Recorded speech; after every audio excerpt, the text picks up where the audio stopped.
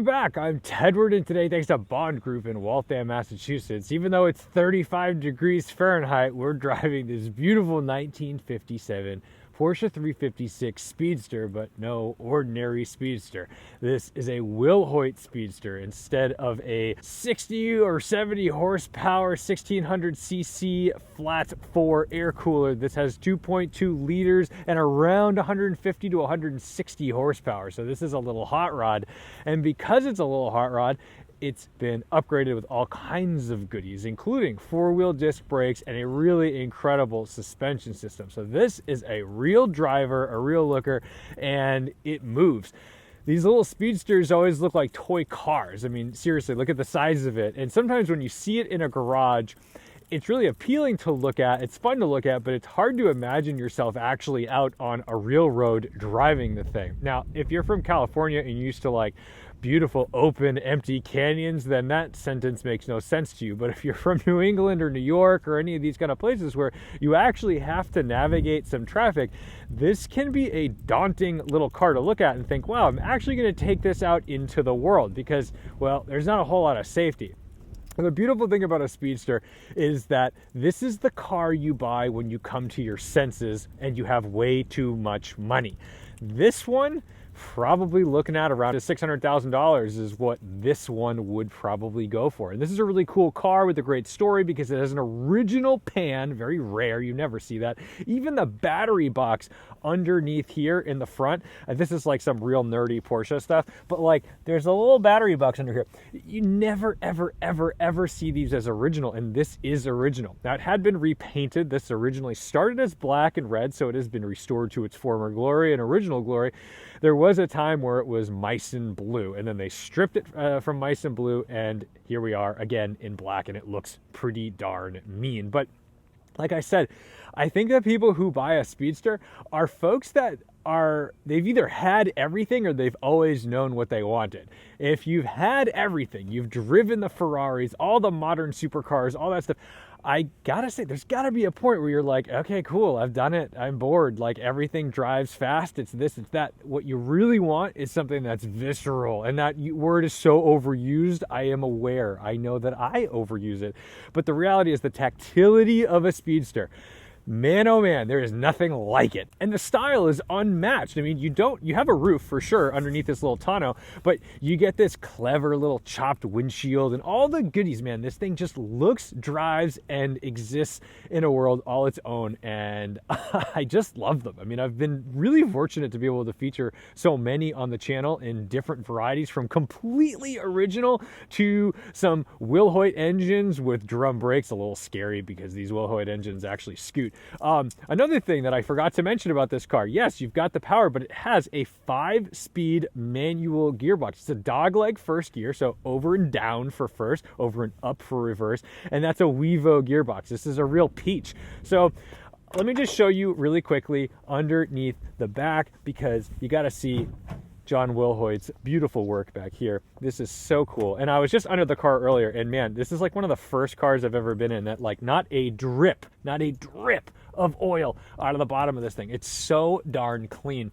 And you can tell this is the Wilhoit 2.2. They do make a Wilhoit 2.2S, which is a little hotter. I think it makes another 15 horsepower or something, but who cares, man? This thing just friggin' rules. So let's get a plate on it. Let's get it started. Let's go have some fun.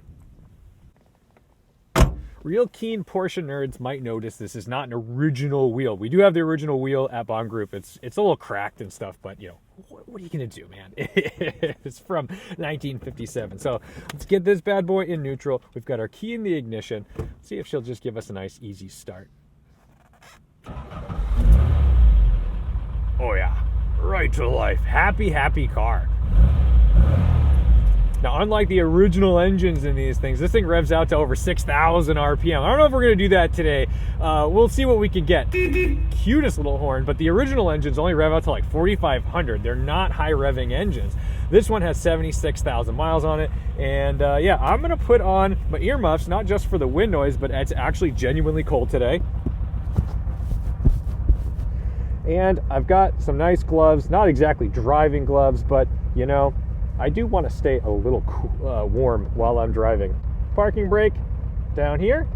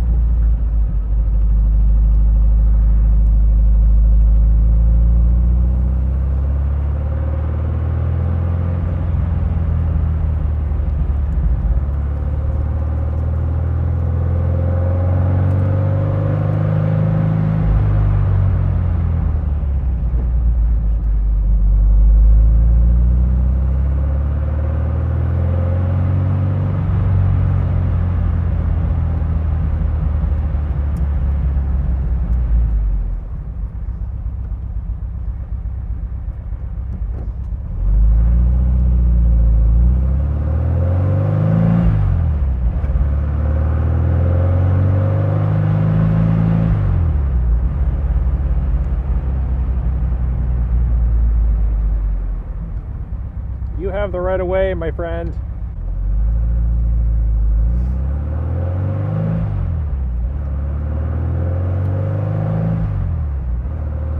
Ahead of us is a Cayenne GTS, I think. Definitely a different generation of Porsche. If this doesn't tell you the story of that company with these two side by side, I don't know what does.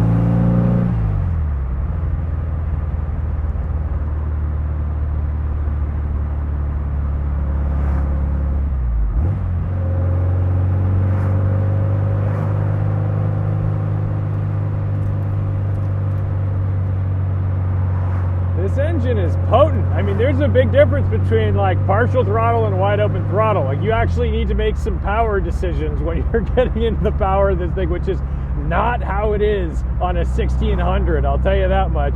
Well, we'll keep these revs up a little more. It's a flat four. You want to get some revs going in it. You don't want to bog it down. It's happy there. It's just funny because they always just kind of sound like little lawnmowers, and that's not a slight to any of these engines. It's just like they sound and smell like a Toro lawnmower. It's just, that's how it is.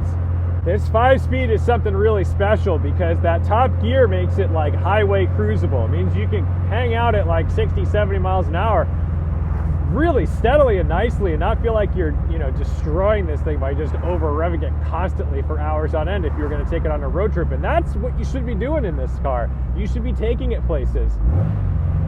This is a driver. I hate seeing a Speedster sit. I usually don't care when people let their cars sit. Hang on.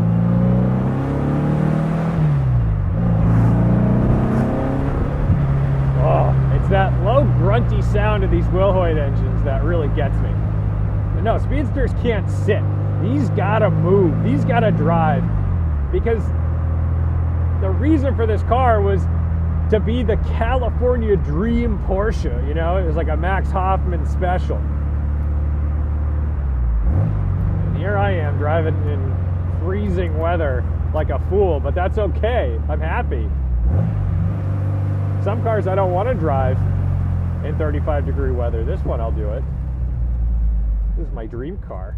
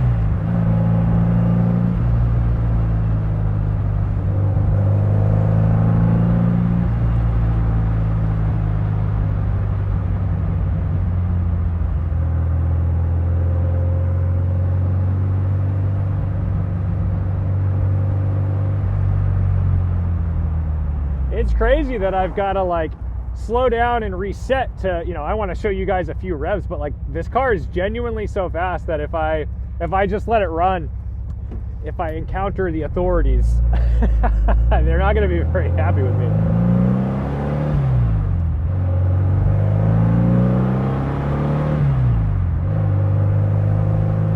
This gearbox is just wonderful to engage with. It's still got that nice light touch with the light stick, so it still feels very Speedster-like, although it's much shorter. I don't have to get up out of my seat to reach for those far away gears.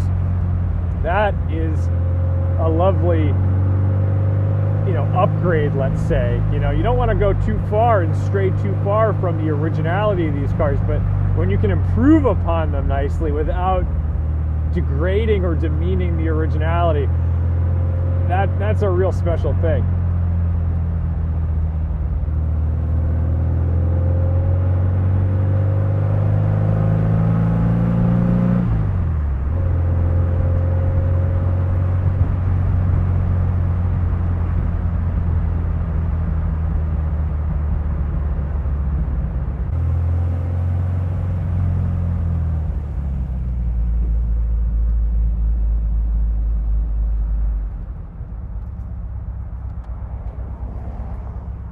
Can you believe this is a yield sign? I legally don't have to stop here if there's no traffic. How could you possibly know?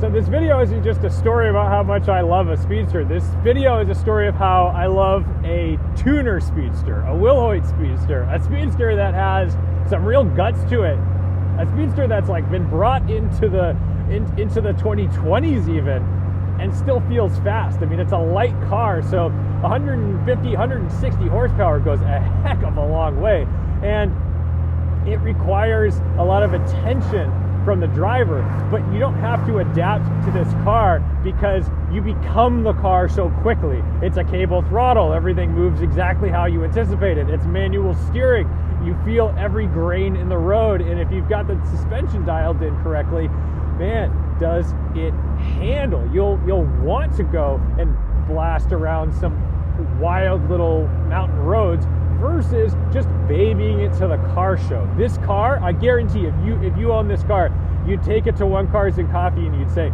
okay, great, where are we driving next though? We got to keep driving. We got to go somewhere fun. And it's not a car show car. This is not a garage queen. If you own this and drove it once, you'd put so many miles on it because you wouldn't be able to stop. A lot of people will buy these types of cars, and sure, they are beautiful and they've chopped them up and they've used a bunch of donor cars and this and that, but there's something really special about like starting with a really good platform like this. This is like pretty authentic and original, and then you go and tune it up. Oh, and by the way, the original engine and transmission are sitting in a crate. Like, they're not gone. It's not like that stuff, it can all be put back. But I'll tell you, you'd never go back. You'd never go back if you bought this, because you'd want to just enjoy this power in this beautiful transmission. When I was little, my dad always read me these Frog and Toad books, and Toad, he blasted around in a little car, in a little roadster, and I feel like it's this. I feel like Toad when I'm driving this car. I think I said that in a Caterham 7, and I think a Caterham 7 is like the poor man's modern Speedster. I mean, this thing is just such a hoot. It's such a blast to drive, and you just feel like you're really a proper driver in the thing.